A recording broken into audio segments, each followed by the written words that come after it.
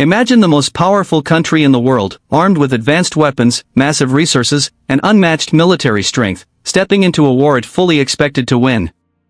Now imagine that same superpower, walking away defeated. How does that even happen? How does a nation like the United States lose a war to a much smaller, less equipped force in a distant land like Vietnam? Was it bad strategy, political mistakes, or something far deeper? Because the truth is, this wasn't just a war fought with guns and bombs.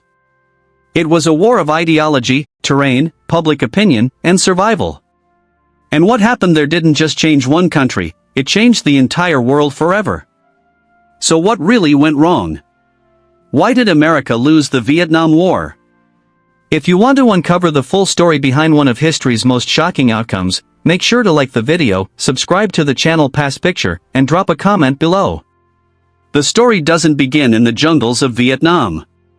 It begins decades earlier, in a world shaped by fear. After the end of World War II, two superpowers stood on opposite sides of a new kind of battlefield. On one side, the United States; on the other, the Soviet Union, and between them, a growing tension known as the Cold War. This wasn't a traditional war with clear fronts and final battles, it was a war of influence, ideology, control. And in this dangerous game, one idea shaped American thinking more than anything else. The Domino Theory. The belief was simple, but powerful: if one country fell to communism, others would follow, like a row of dominoes collapsing one after another. So when Vietnam became the next battleground between communism and capitalism, the stakes felt enormous. But Vietnam itself was already divided. In the north, led by the determined revolutionary Ho Chi Minh, there was a communist government. In the south, backed by the United States, stood a fragile anti-communist regime. At first, America didn't send large numbers of troops, just advisors, support money. But slowly, quietly, that began to change. By the mid-1960s, under Lyndon B. Johnson, the United States was fully committed. Hundreds of thousands of American soldiers were deployed. On paper, it looked like an easy victory. The U.S. had advanced weapons, air superiority technology far beyond anything their enemy possessed. But war on paper is very different from war in reality. Because Vietnam wasn't a battlefield the United States understood. The dense jungles, the humid climate, the endless maze of terrain, it wasn't just difficult, it was suffocating. And the enemy. They didn't fight like a conventional army.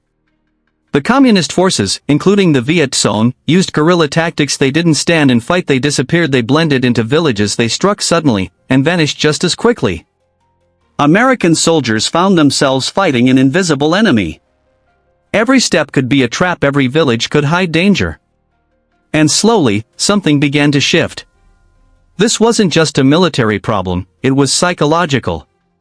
Soldiers didn't know who to trust, civilians could be allies or enemies. And that uncertainty wore them down.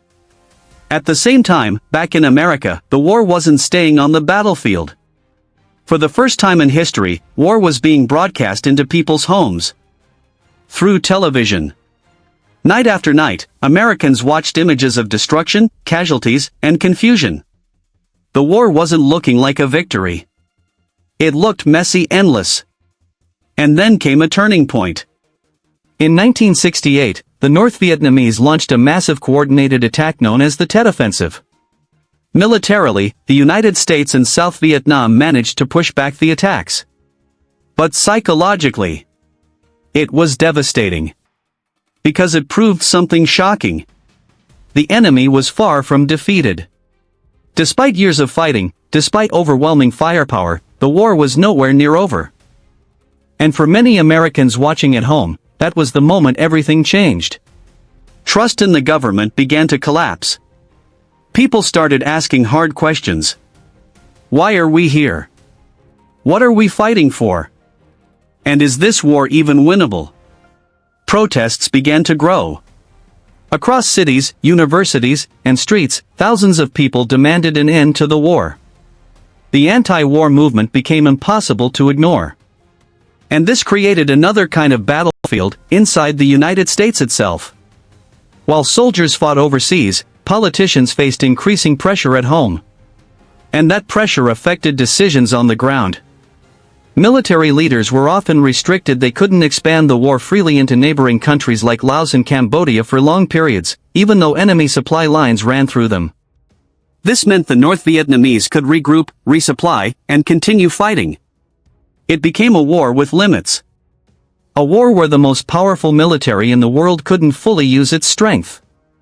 And then there was another critical issue. The South Vietnamese government. Corruption, weak leadership, lack of support from its own people. Many in South Vietnam didn't see their government as something worth defending. And that changed everything. Because in wars like this, military power alone isn't enough. You need the support of the people. And the North Vietnamese understood that deeply. They weren't just fighting with weapons. They were fighting with belief.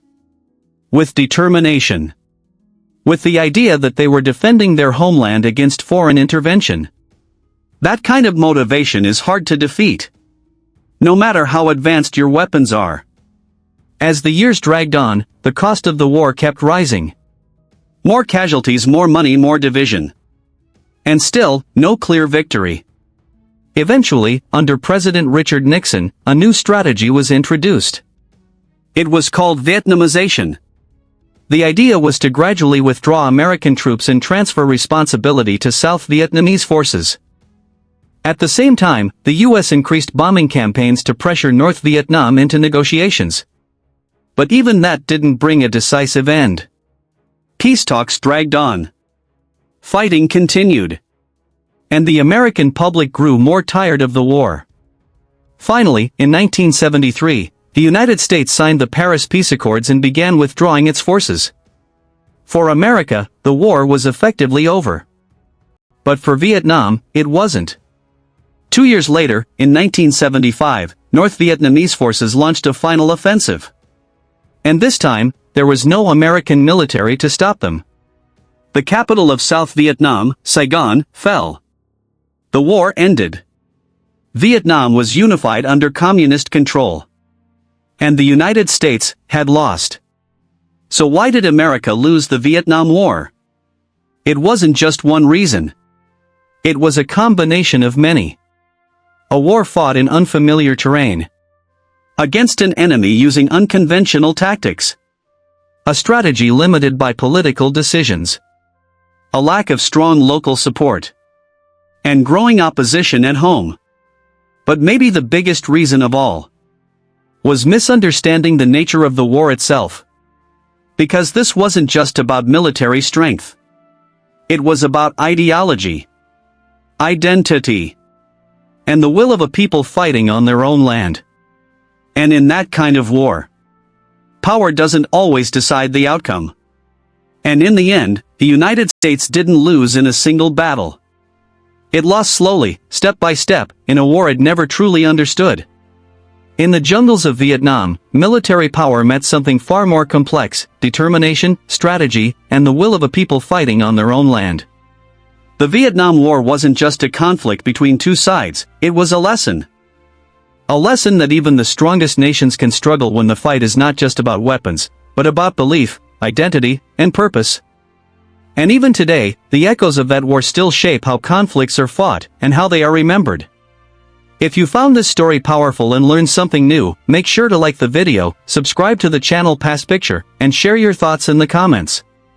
What do you think was the biggest reason behind America's defeat? I'll see you in the next story.